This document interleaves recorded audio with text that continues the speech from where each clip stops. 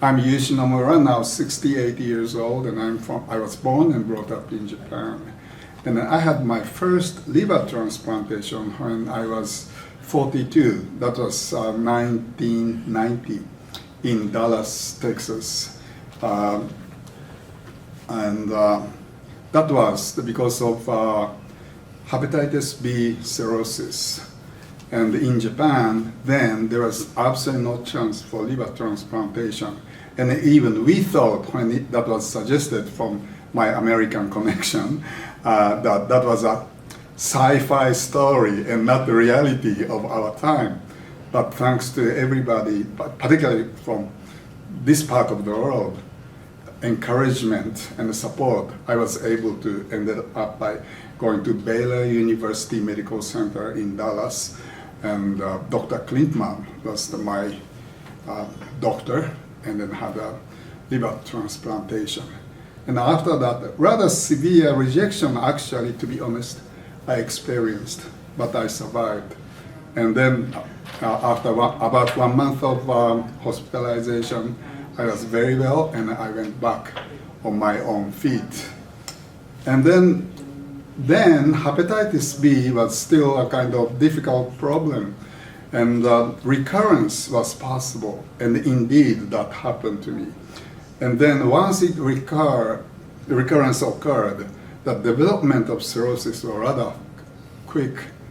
And then in, say, like 15 years, less than 15 years time, to be exact, 14 years time, that cirrhosis of my new liver turned into liver cancer.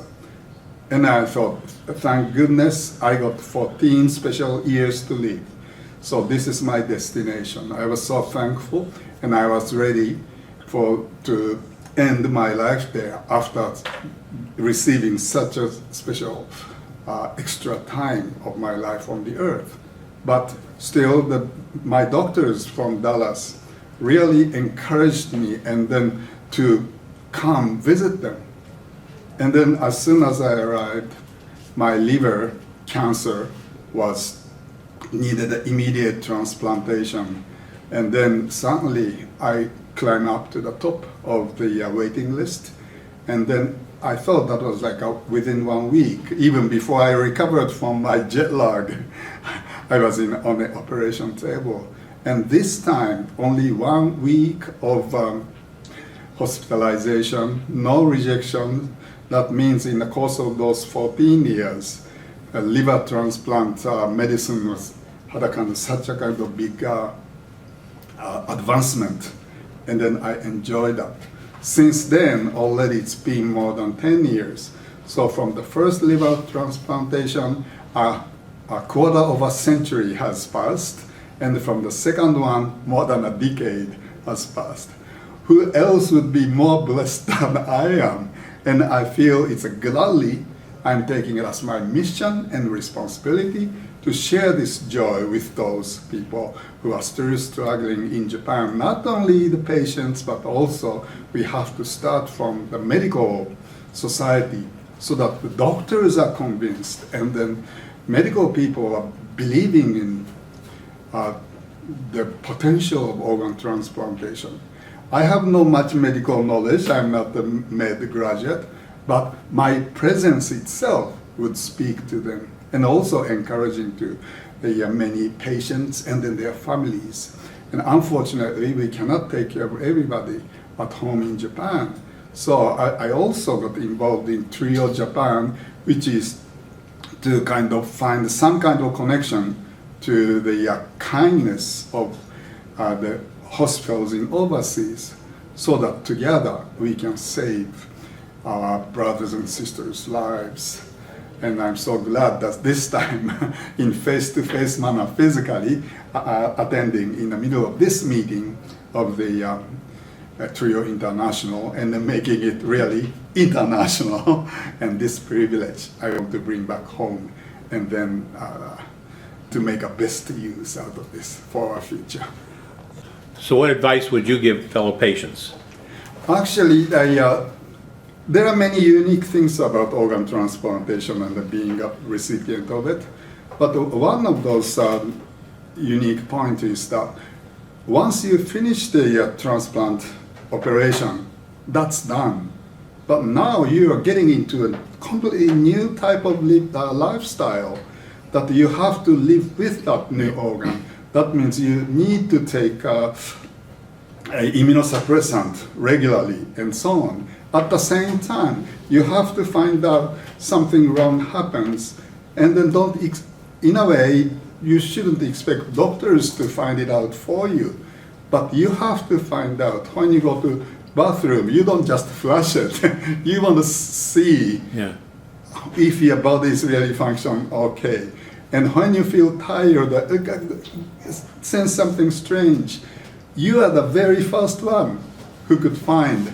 So if you want to be a good team member of your medical care, you are the one who is right in the front and then finding those symptoms and immediately letting your boys, doctors, girls know about it so that together we can save this life. Because after transplantation, my life is not only mine. Donor's life and then recipient myself are living together. And also such a kind of effort of people and are put together. So I have to live this life, which are the kind of really the precious gift in many ways. And I'm not the only one to receive. I have received. Therefore, I have to find a way to share it and then give it. Not necessarily in a giving organ in that form, but in all possible ways, giving and receiving. So this is a beautiful human life. So you don't have to really, I would say, worry about, scared about, or nervous about, but rather just enjoy new life fully. That would make, I think, the way I could respond to the donor's beautiful goodwill, and then also to respond to donor families' beautiful love, and then also to respond such an effort of medical personnel putting only for this one individual. And therefore, enjoy your life. In order to enjoy it fully, you have to be careful, you have to be Alert. And then that's a reality. And know what to look for. Exactly. And then also this is very good point. I'm getting old and then seeing my friends, also getting old and developing many problems. That's a natural thing to happen. But they don't know which doctor to go. But my case, every 60 days, I have a good doctor checking me all through and then taking care of me. So post-transplant life is quite kind of beneficial for your good health to be kept for the rest of your life. Super. Thank you very much.